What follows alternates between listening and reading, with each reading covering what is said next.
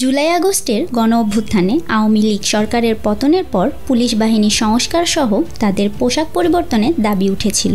শেষ পর্যন্ত police, RAB ও answer বাহিনীর সদস্যদের নতুন পোশাক চূড়ান্ত হতে যাচ্ছে। আজ সোমবার আইন শৃঙ্খলা সংক্রান্ত উপদেষ্টা পরিষদের বৈঠকে এ বিষয়ে চূড়ান্ত সিদ্ধান্ত নেওয়া হয়।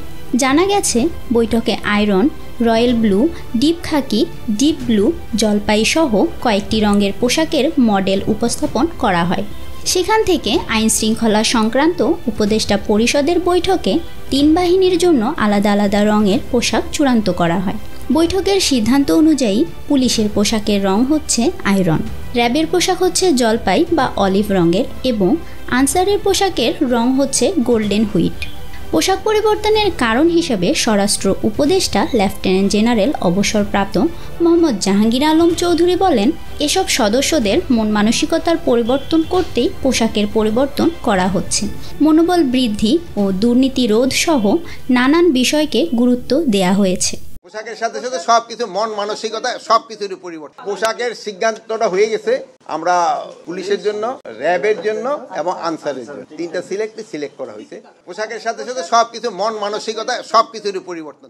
নতুন পোশাকে বড় ধরনের অর্থ সংকুলন হবে কিনা সাংবাদিকদের এমন প্রশ্নের জবাবে তিনি বলেন, এ ধরনের কিছু হবে না।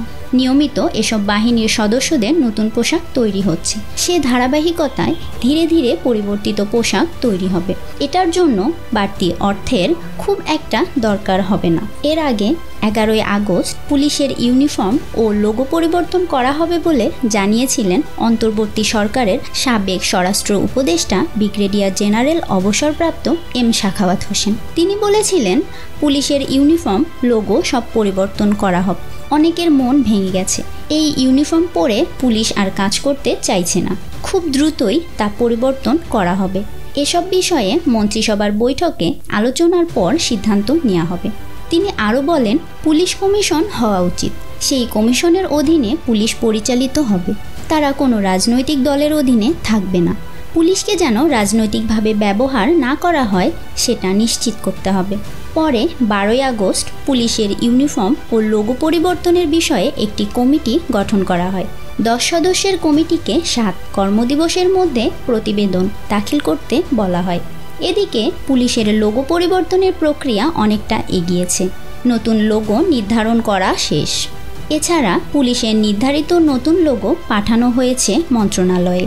তা এখন অনুমোদনের অপেক্ষায় আছে বলে জানা গেছে।